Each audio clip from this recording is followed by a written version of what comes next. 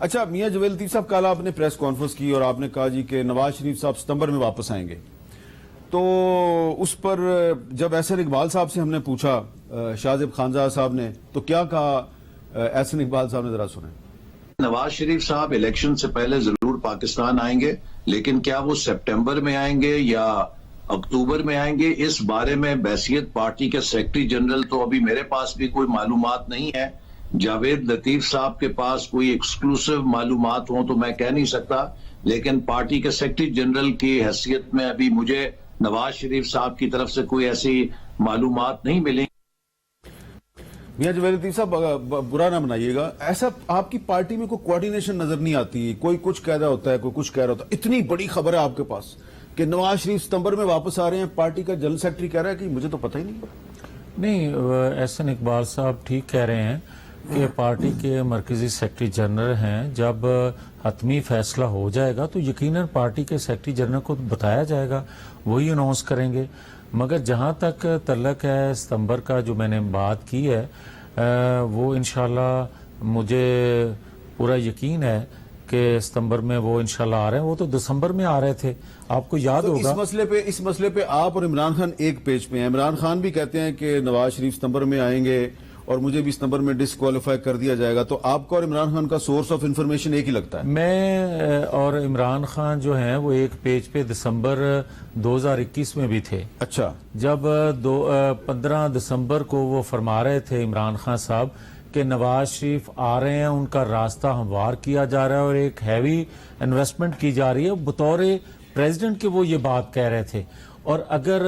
میں جو بات کرتا تھا کہ دسمبر میں آ رہے ہیں، تو اگر اس وقت کا پرائم منسٹر یہ ڈسکس کر رہا تھا تو بات تو حقیقت تھی نا کہ دسمبر میں وہ آ رہے تھے۔ اب جو وہ بات کر رہے ہیں، بدقسمتی ہے اس قوم کی کہ ایسا ایک بندہ جو آنے والا وقت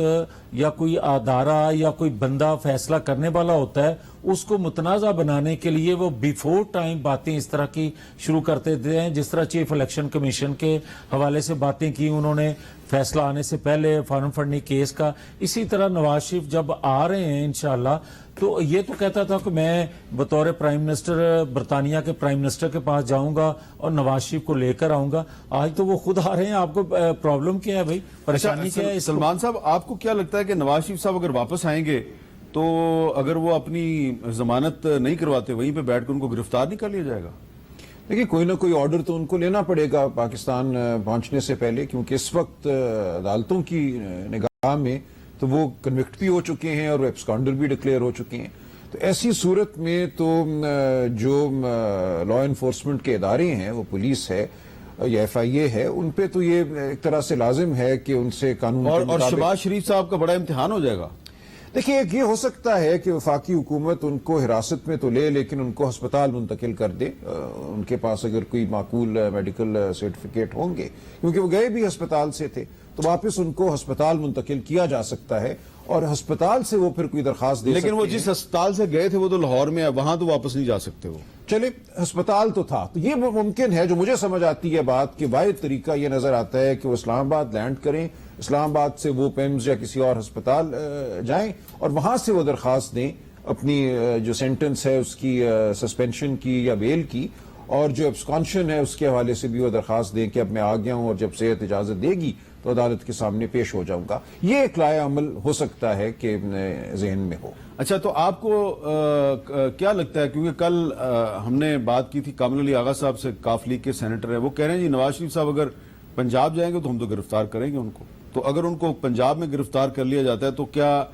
پنجاب گورنمنٹ ان کو گرفتار کر کے اڈیالہ جیل لے جائے گی یا سروسز ہاسپٹل لے کے جائے گی؟ نہیں، اگر تو وہ اسلام آباد آتے ہیں اور ہسپتال میں رہتے ہوئے ان کو اسلام آباد ہائی کورٹ سے آرڈر مل جاتا ہے، کیونکہ کنوکشن تو ان کی یہاں ہوئی تھی، احتساب عدالت اسلام آباد نے کی تھی، لہٰذا ان کی اپیل بھی اس وقت اسلام آباد ہائی کورٹ میں زیر سماعت ہے، اور دیگر بھی جو وہ کوئی اگر ریلیف چاہیں گے وہ اسلام آباد ہائی کورٹ اگر ان کو دے دیتا ہے تو پھر پنجاب میں گرفتاری ممکن نہیں ہوگی۔ جویل لطیف صاحب، یہ آپ اعلان تو کر دیتے ہیں کہ جی نواز شریف ستمبر میں آئیں گے، آپ نے یہ کچھ سوچا ہے کہ وہ جب واپس آئیں گے تو جو قانونی معاملات ہیں، جو قانونی پیچیدگیاں ہیں، ان کا کیسے سامنا کرنا ہے؟ حامد میر صاحب، جو ہم بات کر رہے ہیں سوچ کے کر رہے ہیں، اور